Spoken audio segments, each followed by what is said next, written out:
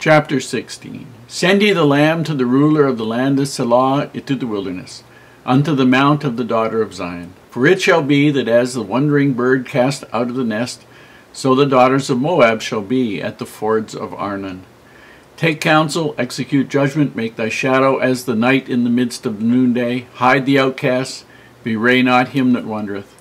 Let mine outcast dwell with thee, Moab. Be thou a covert to them that from the face of the spoiler. For the extortioner is at an end. The spoiler ceaseth, the oppressors are consumed out of the land. And in mercy shall the throne be established, and he shall sit upon it in truth in the tabernacle of David, judging and seeking judgment and hasting righteousness. We have heard of the pride of Moab. He is very proud, even of his haughtiness, and his pride, and his wrath, but his lies shall not be so. Therefore shall Moab howl for Moab.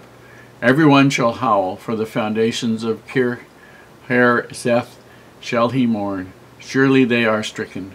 From the fields of Heshbon, for the fields of Heshbon languish, and the vine of Sibmah, the lords of the heathen have broken down the principal plants thereof. They are come even unto Jazer. They wandered through the wilderness. Her branches are stretched out. They are gone over the sea. Therefore I will bewail with the weeping of Jazer, the vine of Sibmah. I will water thee with my tears, O Heshbon, O Elealeh. For the shouting of for thy summer fruits and for thy harvest is fallen. And gladness is taken away, and the joy out of the plentiful field. And in the vineyards there shall be no singing, neither shall there be shouting. The treaders shall tread out no wine in their presses. I have made their vintage shouting to cease. Wherefore my bowels shall sound like an harp for Moab, and mine inward parts for Kir-Haresh. And it shall come to pass, when it is seen that Moab is weary on the high place, that he shall come to his sanctuary to pray, but he shall not prevail. This is the word that the Lord has spoken concerning Moab since that time.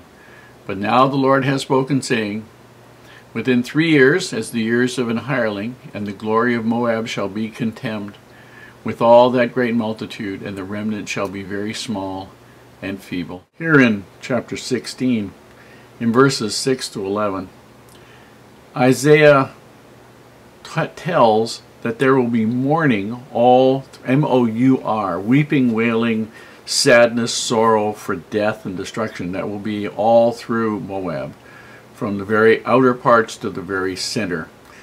And he makes the point, because of the wickedness of Moab, because of her opposition to the things of God, because of the insistence on heathen worship of Chemosh, this god to whom they sacrificed babies, all kinds of things, that this country which thought itself was so high and mighty, was going to be brought down low by destruction by other countries.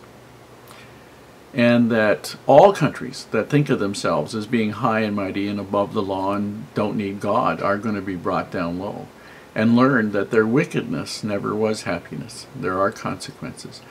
Even though Moab was bitter enemy to Isaiah, and Isaiah knew that, he still wept for the tragedy of Moab's sin and their destruction and what they were going to go through.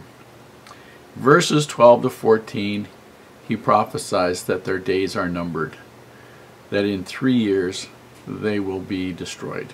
It's 3 years, the 3-year heifer. A heifer is, at 3 years of age, is probably in the prime of life, young and strong and healthy and able to do all kinds of things.